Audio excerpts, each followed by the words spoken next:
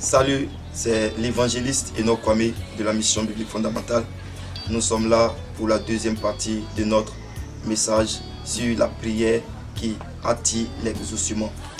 La fois dernière, nous avons eu à parler de 2 points et nous avons dit cela. Le thème et le verset biblique a été tiré dans le livre de 2 Chroniques 20 à partir du verset 1 jusqu'au verset 18. Et nous avons dit cela que la prière qui attire l'exaucement commence par l'adoration et se termine par l'adoration. Nous avons vu le cas du roi Josaphat qui a commencé sa prière en adorant Dieu lorsqu'ils sont venus dire au roi Josaphat qu'une multitude s'avance contre toi pour te faire la guerre. Le roi a élevé la voix, il n'a pas présenté ses problèmes, mais il a commencé à adorer Dieu. Nous pouvons le voir dans 2 Chroniques 20, versets 6 à 7. Là, il parle de l'adoration. Il a commencé à adorer Dieu. Et je l'ai dit, quand tu te retrouves dans une situation compliquée, commence par l'adoration de Dieu, parce que l'adoration va attirer la puissance, l'adoration va attirer la faveur de Dieu, l'adoration va déplacer Dieu de son règne, de sous son trône, afin de venir établir son trône là où tu te trouves. Et après l'adoration, j'ai parlé du rappel des promesses. Vous pouvez voir cela à partir du verset 9. Il a commencé à rappeler les promesses à Dieu. Après l'adoration, passez par à rappeler les promesses à Dieu. Après cela, aujourd'hui, nous allons toucher 2 points qui sont essentiels pour que ta prière puisse attirer l'exaucement. Nous allons toucher encore 2 points pour terminer aujourd'hui. Nous allons prier pour la parole. Seigneur, que ta parole nous fasse du bien, éclaire-nous encore, ouvre-nous l'esprit, donne-nous la compréhension de ta parole, afin que nous puissions marcher dans la lumière. Que ton nom soit glorifié, au nom de Jésus-Christ. Amen. Après ces 2 points, après l'adoration, après le rappel des promesses de Dieu, maintenant Josaphat va présenter ses besoins à Dieu. Vous pouvez voir cela dans 2 Chroniques 20, versets 10 à 11. Là-bas, il va rappeler ses promesses à Dieu que je vais lire. Versets 10 à 11, il dit, maintenant voici, là il parle à Dieu. Maintenant voici les fils d'Ammon et de Moab et ceux de la montagne de Séir, chez lesquels tu n'as pas permis à Israël d'entrer quand ils venaient du pays d'Égypte, car il s'est détourné d'eux et ne les a pas détruits. Voici, il nous récompense en venant nous chasser de ton héritage dont tu nous as mis en possession. Là, il a commencé maintenant à présenter ses besoins à Dieu. Après l'adoration, après le rappel des promesses, commence maintenant à présenter tes besoins à Dieu. La Bible dit, ne vous inquiétez de rien, mais faites connaître vos besoins à Dieu par des prières. Oui, maintenant tu commences à présenter tes besoins à Dieu. Tu commences à présenter tes soucis à Dieu. Mais aujourd'hui, plusieurs chrétiens font des erreurs. Le Dieu que j'adore connaît mes difficultés, connaît mes problèmes. Je n'ai pas besoin de lui présenter. Je n'ai pas besoin de prier. C'est une erreur grave. C'est une erreur grave. Il dit, demandez, l'on vous donnera. Tu dois présenter tes problèmes. Tu dois présenter tes difficultés. C'est vrai que Dieu connaît tes problèmes. C'est vrai, avant que le problème n'arrive, Dieu connaît. Avant que la situation n'arrive, Dieu savait. Mais si tu ne présentes pas tes difficultés à Dieu, si tu ne présentes pas tes besoins à Dieu, Dieu ne va pas agir. Dieu ne va pas agir. C'est un père. Et le père se sent encore plus responsable lorsque son fils vient lui demander quelque chose. Le père peut connaître le besoin de son enfant, mais il attend que l'enfant vienne vers lui afin que l'enfant lui présente ses besoins. Comme ça, il se sent père. Comme ça, il se sent responsable.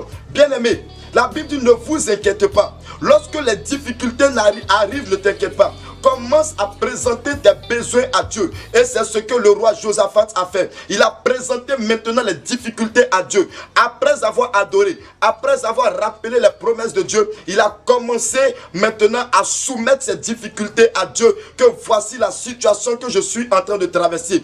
Présente tes difficultés à Dieu et Dieu viendra agir. Présente tes problèmes à Dieu. Ne dis pas non que Dieu connaît mes problèmes. C'est vrai, il connaît. Avant que la chose arrive, il savait. Mais lui-même, il dit, prie, demande et l'on vous donnera. Élève la voix. Quand tu es au milieu des difficultés, ne pleure pas. Parce qu'il y a un Dieu qui veille sur toi. Élève la voix. Alors Dieu viendra. Après la promesse, il a présenté ses besoins.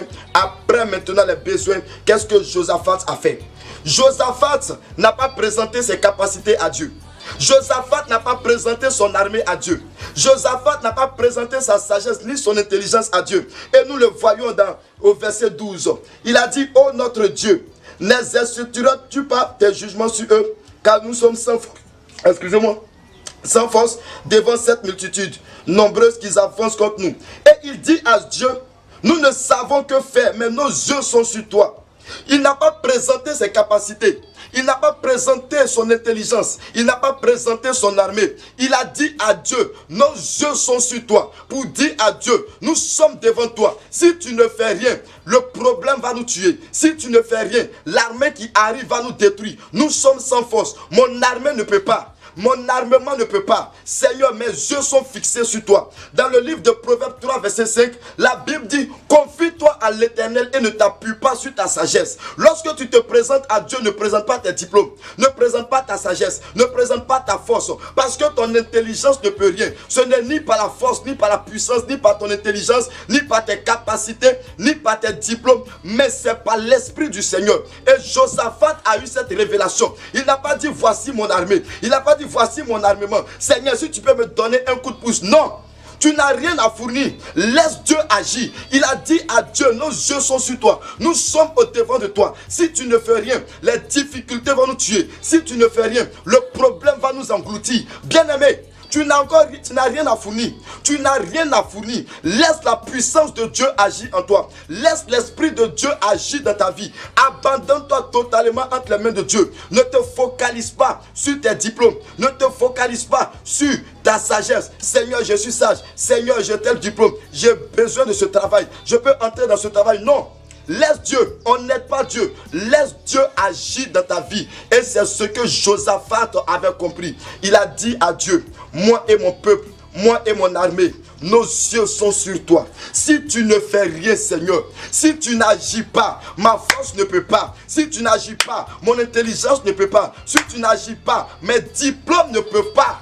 Confie-toi en l'Éternel et ne t'appuie pas sur ta sagesse, ne t'appuie pas sur tes diplômes, ne t'appuie pas sur ta force. Et la troisième chose, il a fait quoi? Il n'a jamais présenté ses capacités. Lorsque tu te présentes à Dieu, ne présente pas tes capacités, ne présente pas tes diplômes, ne présente pas ton savoir-faire. Viens te présenter à Dieu dans l'humiliation. Dis à Dieu, je ne connais rien. Dis à Dieu, je ne sais rien. Sans toi, je ne suis rien. Sans toi, ma vie n'est rien. Dieu va descendre pour t'aider. Lorsqu'il a dit ça, quand vous lisez le verset suivant, la Bible dit automatiquement, l'Esprit de Dieu va saisir au milieu d'eux un fils de prophète du nom de Jacaziel.